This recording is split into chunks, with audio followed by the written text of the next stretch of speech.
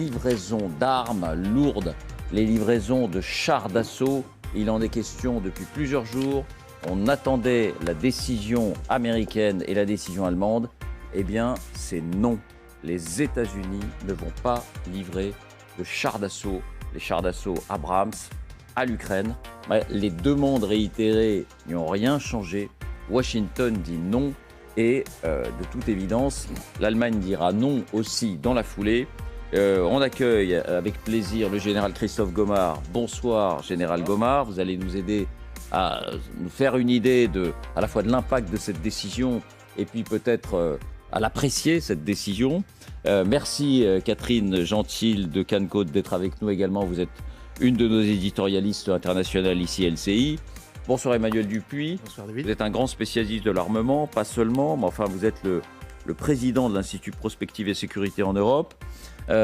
Soyez le bienvenu, à vous aussi. Alors d'abord, qu'ont dit exactement les États-Unis? Qui s'est exprimé? En quels termes? Pourquoi ce refus? Voici les indispensables avec Justine Fraissinet.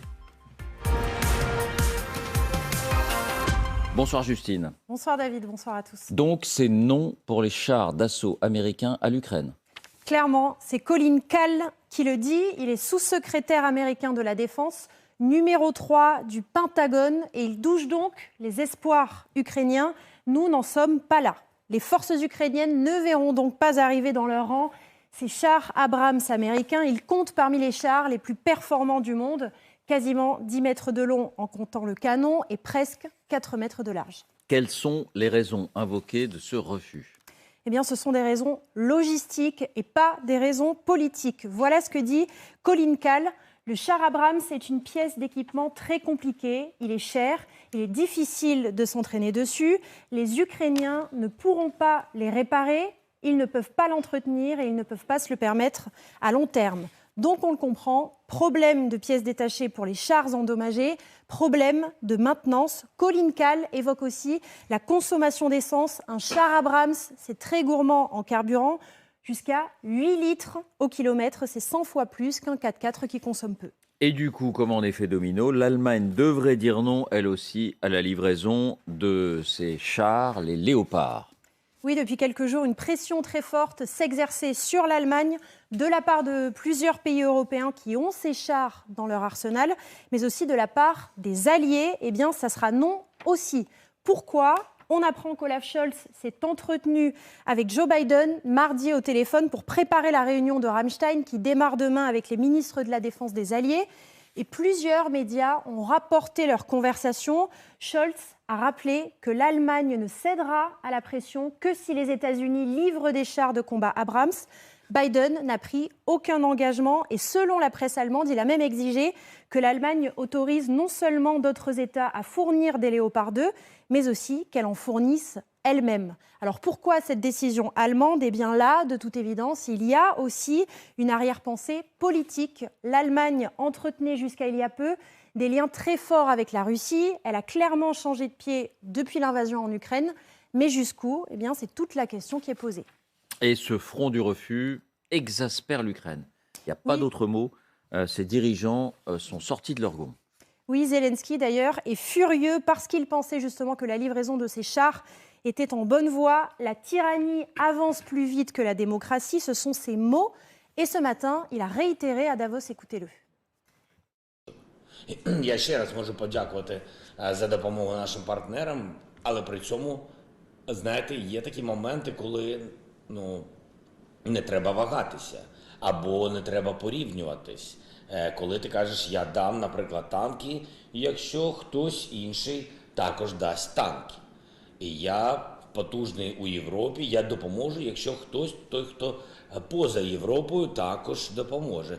Мені здається, що це не дуже правильна стратегія. D'autres dans son entourage sont allés encore plus loin. Mikhailo Podolyak, son conseiller. Il est temps de cesser de trembler devant Poutine et de franchir la dernière étape. Andriy Yermak, chef de l'administration présidentielle ukrainienne, la question des chars pour Kiev doit être réglée le plus rapidement possible. D'un mot, Justine, et la France, et nous, avec nos chars Leclerc, est-ce que la décision a été rendue ? Non, elle ne l'a pas donné officiellement, mais c'est vraiment mal parti. Déjà parce qu'il y a beaucoup moins de chars Leclerc déployés en Europe que de Léopard 2. 222 chars Leclerc contre plus de 2000 Léopards. Et ensuite, parce que la France ne produit plus de chars Leclerc depuis 2008, ceux qui sont déployés doivent tenir jusqu'à 2040 et les forces françaises en ont besoin pour garder leur capacité à se défendre.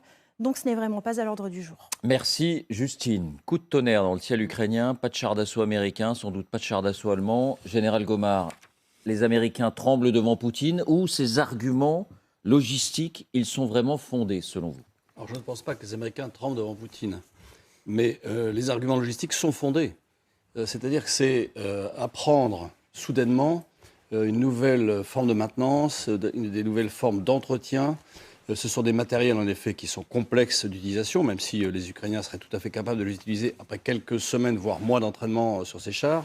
Mais je pense qu'au-delà de ça, c'est peut-être un signal américain de dire on n'ira pas au-delà d'une certaine ligne.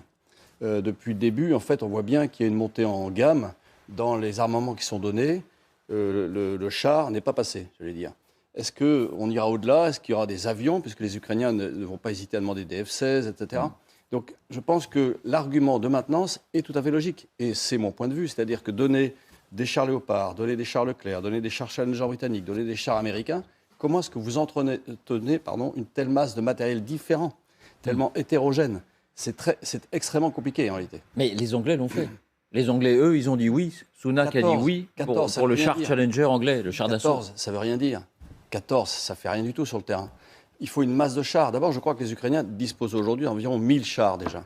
Ce n'est pas les 12 Challenger britanniques. Les chars donc d'origine soviétique. Les chars d'origine soviétique, absolument. Donc ce n'est pas les 12 Challenger britanniques qui vont changer la donne. Je pense que les 12 chars britanniques étaient donnés pour pousser d'autres à en donner. Et de fait, les chars Challenger, c'est un peu comme les chars Leclerc, c'est-à-dire qu'ils ne sont pas en grand nombre en réalité. Au-delà des 222 chars, la France en dispose également en stock qui servent de pièces de rechange pour les chars Leclerc qui sont en état de fonctionner à l'heure actuelle, alors que le Léopard 2 a été construit à plus de 2000 exemplaires, donc il en existe beaucoup en Europe. Et donc effectivement, pour l'armée ukrainienne, il serait plus utile d'avoir des Léopard 2, parce qu'il y en a en grand nombre, et d'avoir un seul type de char, et non pas 4 ou 5 chars de types différents. Autrement dit, il ne faut pas mettre les chars allemands Léopard sur le même plan que les chars américains Abrams. D'un point de vue strictement militaire et d'utilisation de l'armement, il serait logique que l'armée ukrainienne puisse disposer des chars allemands et pas forcément des chars américains, Emmanuel? Oui, alors il y a une autre dimension à tout cela, c'est que les Polonais ne veulent plus de leurs chars Léopard aussi, puisqu'ils ont acheté des chars Abrams. Ils ont acheté 250 chars Abrams en avril dernier, et le 9 décembre, ils en ont acheté 116 de plus. Donc ils sont prêts à les donner à l'Ukraine? La raison pour laquelle ils sont prêts à livrer leur Léopard 2, c'est que les Américains leur ont vendu pour 9... Enfin, je dis autrement, les Polonais ont acheté pour 9 milliards d'euros des chars Abrams qui devraient arriver. Donc d'une certaine façon, c'est plus aisé pour eux de le faire. Il est possible d'ailleurs qu'ils s'émancipent de la décision allemande. Après tout, il faut une décision du Bundestag. Ils n'ont pas le droit. Théoriquement, ils n'ont pas le droit. Mais enfin, la pression est forte et si les Allemands ne les livraient pas, peut-être qu'ils iront au-delà. Comme ça a été dit, il y a quand même 18 pays qui disposent d'Abrams, 14 pays de l'OTAN et 12 pays européens. Accessoirement, tous les pays limitrophes de l'Ukraine ont des léopards. Donc ils sont sur place. Ils sont plus facilement accessibles. Il y a des pièces détachées en plus grand nombre. Le Challenger 2, qui va être remplacé par le britannique Challenger 3, a des munitions qui ne sont utilisables que pour le Challenger 2. Donc ça voudrait dire qu'il y a une ligne d'équipement spécifique Grande-Bretagne-Ukraine, avec toutes les difficultés que l'on imagine par rapport à la distance. Les pièces détachées de Léopard 2, vous en trouvez partout. Accessoirement aussi dans les pays comme la Suisse qui en disposent. Donc si je résume votre analyse, Emmanuel, vous dites il est assez fondé que les Américains disent les chars Abrams, vous allez avoir des difficultés à vous en servir pour les raisons qu'ils invoquent. En revanche, les chars Léopard de l'Allemagne, l'armée ukrainienne, c'est dommage, aurait dû pouvoir en bénéficier. D'une phrase, avant de donner la parole à Jean, c'est même plus cynique que ça. Débarrassez-vous de vos chars Léopard pour abramiser votre dispositif militaire européen. Acheter nos chars américains. Acheter nos chars européens comme les Polonais l'ont fait. C'est ça dont il est question. L'Europe de la défense est très loin de ses préoccupations. Hélas. Il n'y a plus d'Europe de la défense. En tout cas, cet argument logistique, pratique, qui est invoqué pour les chars américains ne s'applique pas aux chars Léopard allemands. Non. Non. Parce qu'il y en a beaucoup. Vous aurez remarqué la subtilité du sous-secrétaire d'État américain. Mais ce que je veux dire, c'est que le sous-secrétaire américain dit ça, mais il a raison. Il n'a pas totalement tort. Il n'a pas totalement tort. Voilà, Non, mais voilà, plus c'est compliqué. important. C'est plus Pas totalement tort. Non, mais c'est Non, mais un parce que signal fort, quand même, ouais. si les Américains voulaient fournir une aide logistique à l'emploi des Abrams, ils pourraient le faire. Il faut quand même arrêter de dire que s'ils veulent s'engager dans le conflit, ils iront jusque-là. Je voudrais juste revenir sur l'affaire des léopards, parce que pour les gens, c'est pas évident à comprendre. C'est-à-dire que les Allemands ont des chars léopards, donc ils peuvent refuser effectivement de les donner aux Ukrainiens. La question, c'est celle des chars léopards qui sont détenus par d'autres pays européens. Parce que Ils ont vendu à d'autres pays. Voilà. Or, vous savez que dès lors, mais c'est pareil pour le matériel américain, c'est pareil pour le matériel français, c'est que dès lors que vous avez fabriqué un matériel, vous devez donner votre accord s'il est revendu à un pays tiers. Et en Allemagne, c'est pas le chancelier qui donne son accord, c'est le Bundestag qui donne son accord. Bundestag qui est extrêmement divisé, comme vous le savez aujourd'hui, puisque la majorité en Allemagne, c'est une majorité socialiste, une majorité libérale qui serait plutôt pour fournir des léopards, et une majorité écologiste qui reste quand même encore très profondément opposée à la fourniture de matériel militaire. C'est ça qui est complexe. Alors, vous disiez tout à l'heure, on ne tient pas compte de l'avis du Bundestag allemand et la Pologne fournit des armes. Mais attendez, s'ils font ça, c'est une déclaration de guerre. Illégal, Le mot est un peu c'est fort. illégal. C'est illégal. Ils peuvent pas. S'ils passent outre, il y aura des tensions extrêmement fortes au sein de l'Union européenne. Mais je vous signale que actuellement, la Pologne est en train de monter en gamme à l'égard de la pression à l'égard de l'Allemagne. Et notamment, je ne sais pas si vous vous souvenez que il y a à peu près 3 semaines, ils ont porté devant l'ONU une réclamation contre l'Allemagne pour des dommages de guerre de la Seconde Guerre mondiale, 1300 milliards d'euros. Et alors les Allemands disent, mais non, on n'a pas payé ça, ça remontait à 80 ans, etc. Et eux, ils demandent. Et quelque part, c'est une pression politique, diplomatique qui est exercée sur l'Allemagne pour leur dire, maintenant, vous nous lâchez, on va fournir nos chars Léopard. Donc je pense que ce qui se joue là, les Allemands, effectivement, se sont cachés derrière les Américains en disant, si les Américains ne livrent pas d'armes, nous ne livrerons pas d'armes, mais ça ne vide absolument pas la question de la fourniture des autres Léopards à l'Ukraine. Et je vous assure que les Américains... Donc le fond de l'affaire, non mais mettons-nous à la place de ceux qui regardent et qui veulent situer l'enjeu central. Le fond de l'affaire, c'est que, est-ce que c'est comme le dit Podolyak, l'Ukrainien Podolyak, que l'Allemagne a peur de Poutine ? Exact. Voilà, je crois que vous mettez le mot. Pour moi, c'est ça, c'est-à-dire qu'ils sont en train de mettre les Allemands et les Américains aussi devant leurs responsabilités. Camarades, si vous voulez gagner la guerre en Ukraine, il va falloir y aller et fournir du matériel lourd. Alors les arguments français sur le Leclerc, qu'a rappelé très justement Justine, sont fondés, mais pour les Léopards, il n'y a aucun argument qui s'opposerait à la fourniture de chars lourds à l'Ukraine. Il faut y aller. Voilà. L'Allemagne freine, l'Allemagne... devant le précipice, elle a peur, Catherine, c'est ça ? Oui, on sent bien que là, il y a quand même un clivage qui est en train d'apparaître entre ceux qui sont pour, évidemment, soutenir l'Ukraine, la Pologne en tête. Et d'ailleurs, les médias américains, cet après-midi, disaient que la Pologne pourrait en effet s'exonérer de l'accord allemand, ce qui serait quand même un virage dans tout ce qui concerne la manière dont on vend et qu'on peut ensuite donner ou revendre les armements, parce que ce serait la première fois, effectivement, que en Europe, en tout cas, en Occident, on ne demanderait pas aux vendeurs et aux fabricants de matériel militaire son accord pour l'envoyer dans un autre pays. Donc ça, déjà, ce serait quand même une grosse faille supplémentaire au sein de l'Union européenne et de la manière dont on fournit de l'armement à l'Ukraine.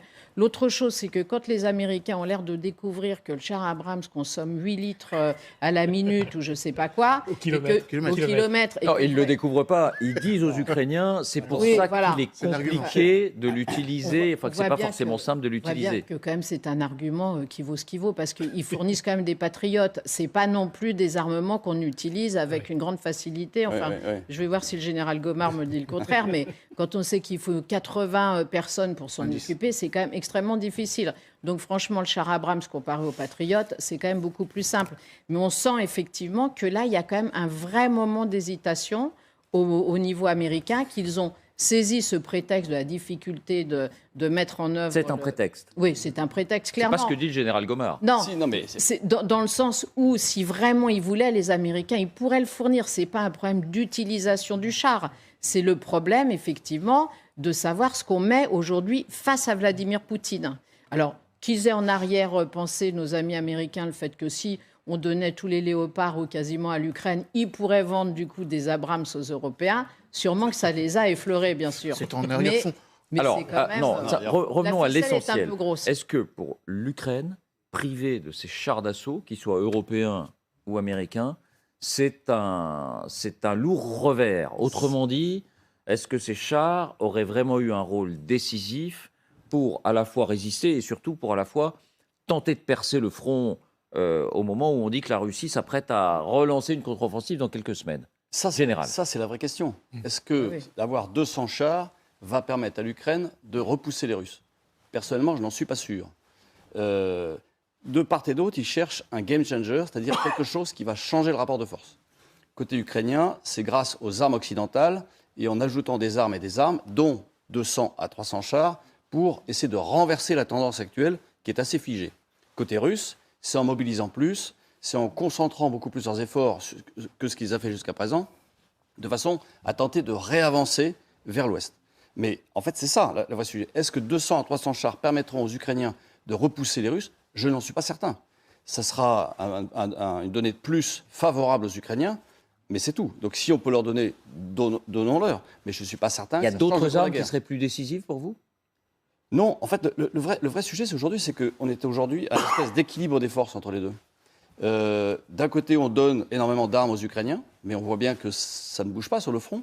Alors ça leur a permis effectivement une contre-offensive, la reprise de Kherson, le fait d'avoir un peu repoussé les Russes, enfin qui gardent quand même 18% du territoire ukrainien. Et côté russe, comment est-ce qu'on change la donne en mobilisant et en passant en économie de guerre? Ça va lourdement manquer aux Ukrainiens, ces chars, ou pas? Alors, s'il était question de 200, ça pourrait faire la différence, mais il n'est pas du tout question de 200. Il est question de à peine une centaine, puisqu'il est question de 14 Challenger 3, Challenger 2, je vais y arriver. Les Léopards, il y aurait peut-être eu une vingtaine, une trentaine, donc ça n'aurait pas fait la différence. Seulement une vingtaine ou une trentaine?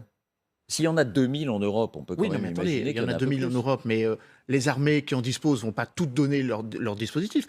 Les Allemands en ont fabriqué 2000, certes, ils en ont 322 précisément.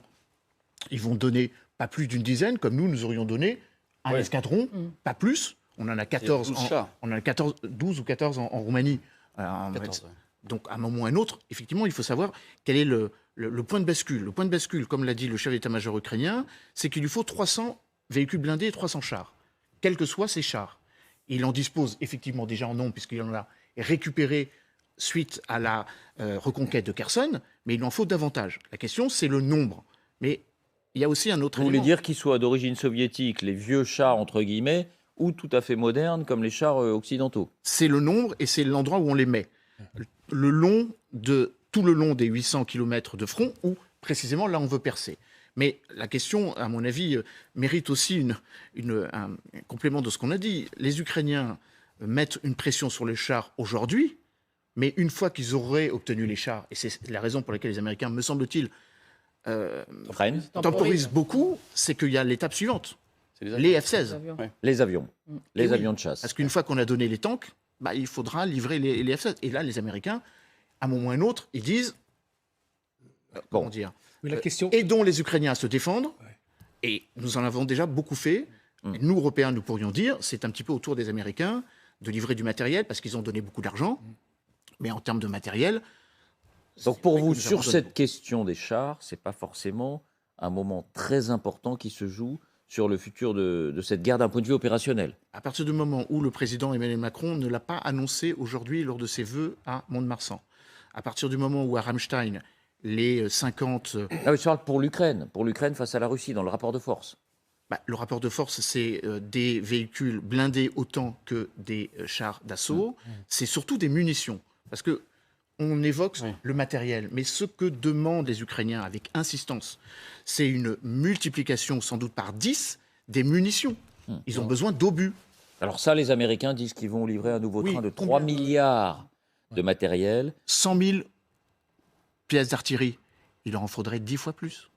Ah, c'est là-dessus qu'on devrait, nous, occidentaux, donner vraiment un coup d'accélérateur. 100 000 obus. Oui. 1 million au lieu de 100 000. Bon, on verra ce qu'annoncent précisément les Américains. Un dernier mot, Catherine, peut-être. Non, mais on sent aussi que là, on est à un moment vraiment de fébrilité aussi du côté des Ukrainiens, parce qu'on sait tellement que les Russes vont tenter une contre-offensive on sent bien qu'il y a une course de vitesse, c'est-à-dire que les Ukrainiens veulent obtenir le plus de matériel militaire possible tout de suite, et ils veulent que l'Occident sente cette urgence, parce qu'ils savent que dans les semaines ou les mois qui viennent, en effet, les Russes vont lancer une offensive qui sera sûrement assez terrible. Donc là, c'est une course de vitesse, et c'est pour ça qu'ils appuient sur tous les boutons possibles, côté américain ou côté européen, pour demander vraiment que très rapidement, il y ait des armes qui arrivent. Merci Catherine, c'était important.